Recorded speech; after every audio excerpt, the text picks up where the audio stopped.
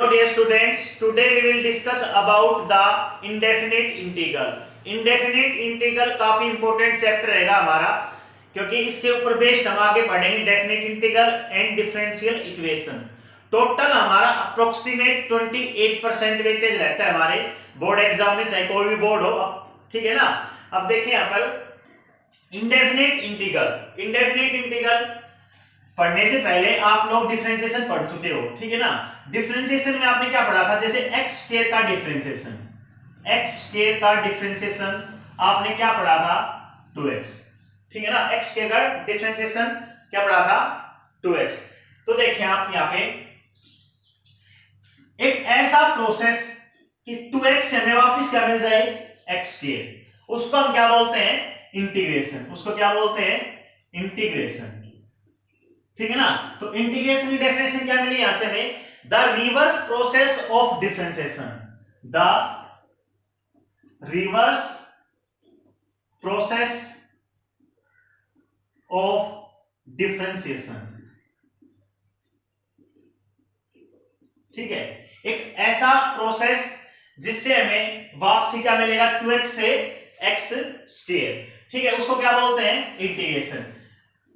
वो तो प्रोसेस हो गया, ठीक है ना। और वैसे क्या बोलते हैं, 2x के इंटीग्रल को क्या बोलेंगे, x स्क्वायर, ठीक है ना।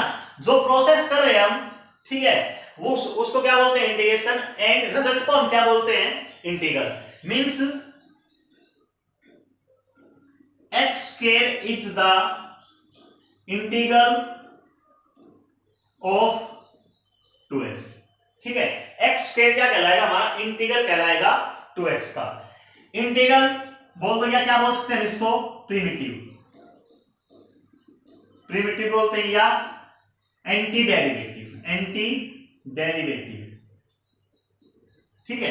कोई भी नाम यूज करते हैं इन तीनों में से, इंटीग्रल, प्रिमिटिव और एंटी डेरिवेटिव। जैसे और एग्जांपल ले लेते हैं, यहां से हम x क्यूब का डिफरेंशिएशन क्या मिला हमें, 3x square. Means 3x square क्या मिला, डिफरेंशिएशन x क्यूब का। तो x क्यूब क्या कहलाएगा हमारा, x cube is the integral of 3x square. x cube is the integral of 3x square, ठीक है। जैसे एक बार आप यहां से देखिए, x स्क्वायर का डिफरेंशिएशन क्या था, क्या मिला हमें, 2x। इसी तरह से x स्क्वायर प्लस 1 का डिफरेंशिएशन क्या मिलेगा, 2x, और 1 कांस्टेंट का डिफरेंशिएशन क्या बोलते हैं हम, 0। इसी तरह से x स्क्वायर प्लस c यहां पे कोई भी कांस्टेंट है, डिफरेंशिएशन क्या मिलेगा, 2x। Means x square integral है 2x का, यहां पे x स्क्वायर प्लस 1 भी इंटीग्रल है 2x का, x स्क्वायर प्लस c भी इंटीग्रल है 2x का।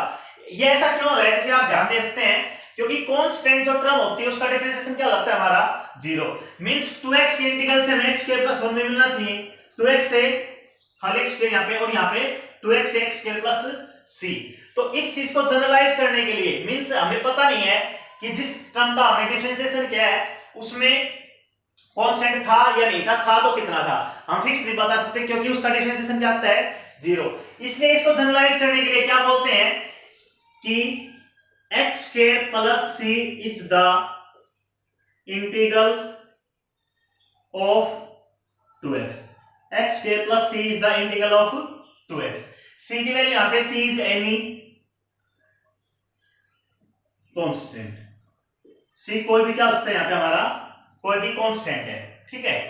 तो इसलिए इसको क्या बोलते हैं हम, इंडेफिनिट इंटीग्रल। मींस c की वैल्यू कोई भी हो सकती है, कोई definite value, particular value, fix value नहीं होती, ठीक है। इसलिए क्या बोल देते हैं, इंडेफिनिट इंटीग्रल, ठीक है। जैसे हमने अभी पढ़ा है, x स्क्वायर प्लस c का डिफरेंशिएशन हमारा क्या है,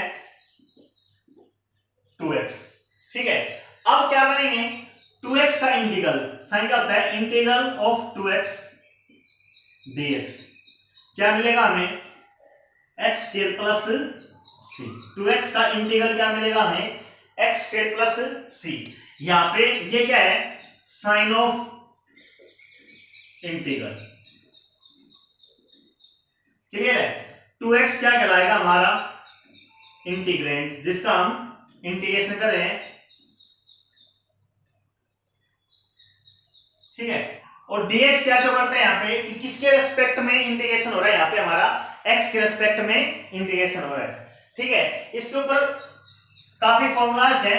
बेसिक पहला जो हमारा फॉर्मूला है वो x raise to power n का जो इंटीग्रेशन है वो क्या है, x raise to power n+1 upon n+1 plus c constant of integration. मैं आपको बता चुका हूं क्यों लगाते हैं। तो अब देखिए इसमें क्या लिख सकते हैं, इसे x raise to power n है, ठीक है। x के रेस्पेक्ट में इधर है n कोई भी कांस्टेंट है हमारे यहाँ पे, ठीक है। x raise to power n का इंटीग्रेशन x के रेस्पेक्ट में क्या करते हैं, एक पावर n पावर है, इसको एक पावर क्या कर देते हैं, ऐड कर देते हैं, टोटल पावर क्या हो जाएगा n+1, उसी पावर से क्या कर देते हैं, डिवाइड कर देते हैं, plus c is the constant of integration. अब ये ध्यान दें डिनोमिनेटर हमें पता है 0 नहीं हो सकता, अगर डिनोमिनेटर 0 हुआ तो कैसी बन जाएगी टर्म हमारी, नॉट डिफाइंड।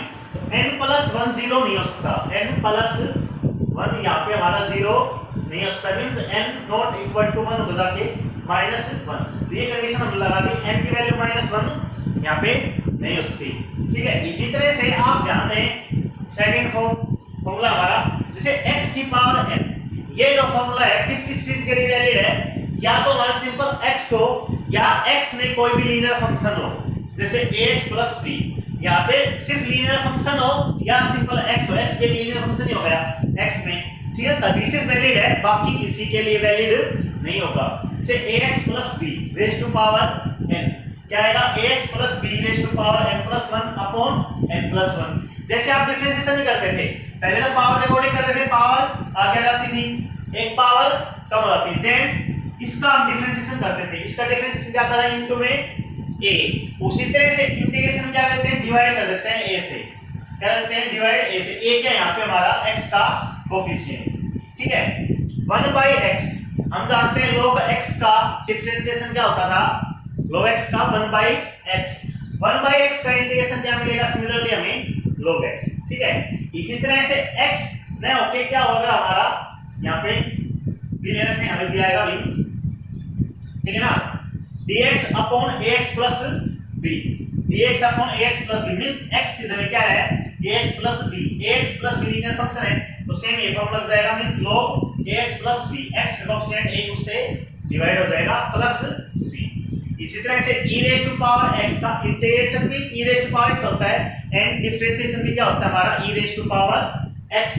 अब नेक्स्ट हमारी 6th आइडेंटिटी है e raise to power x dx, a raise to power x का इंटीग्रेशन क्या होगा, a raise to power x upon log a, a raise to power x का differentiation क्या होता है, a raise to power x into log a, integration क्या होगा, a raise to power x upon log a, ठीक है। Similarly sin x का integration minus cos x, reason ये है कि cos x का डिफरेंशिएशन क्या होता था, माइनस sin x, ठीक है ना, तो sin x का इंटीग्रेशन माइनस cos x, इस तरह से cos x का sin x, secant square x का tan x, क्योंकि tan x का डिफरेंशिएशन क्या होता था, secant square x, तो secant square x का इंटीग्रेशन tan x। इसी तरह से cot x का डिफरेंशिएशन क्या होता था, cosecant square x, और उसका negative means minus cosecant square x, minus cosecant square x dx का इंटीग्रेशन क्या मिलेगा हमें, माइनस cot x।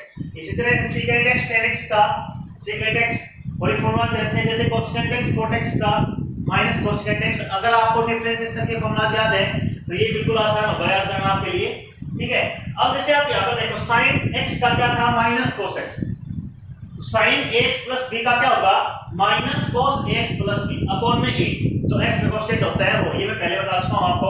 इसी तरह से cos ax plus b का sin ax plus b upon a plus c, e raise to power x का e raise to power x ax upon a, इस तरह a raise to power mx का a raise to power mx upon m, और upon में क्या आएगा, log a, ये जो फॉर्मूला है आपका यहाँ पे लिखा था ना, ये a raise to power x a raise to power x upon log a, यहाँ पे क्या है a raise to power mx का a raise to power mx upon log a, m क्यों आया अपॉन में, क्योंकि x का कोएफिशिएंट है। इसी तरह से sin इनवर्स x का डिफरेंशिएशन क्या होता था, इन 1 अपॉन रूट 1 माइनस x के, तो इसका इंटीग्रेशन क्या आएगा, sin इनवर्स x, या क्या बोल दो माइनस cos इनवर्स x, और ये है 1 अपॉन 1 प्लस x स्क्वायर का इंटीग्रेशन क्या मिलेगा, tan इनवर्स x या माइनस कोट इनवर्स x। इसी तरह से 1 अपॉन x into root x square minus 1 का क्या मिलेगा, secant inverse x plus c बोलते हैं, minus cosecant inverse x plus c। ठीक है, अब इसके ऊपर बेस्ड क्वेश्चंस करेंगे।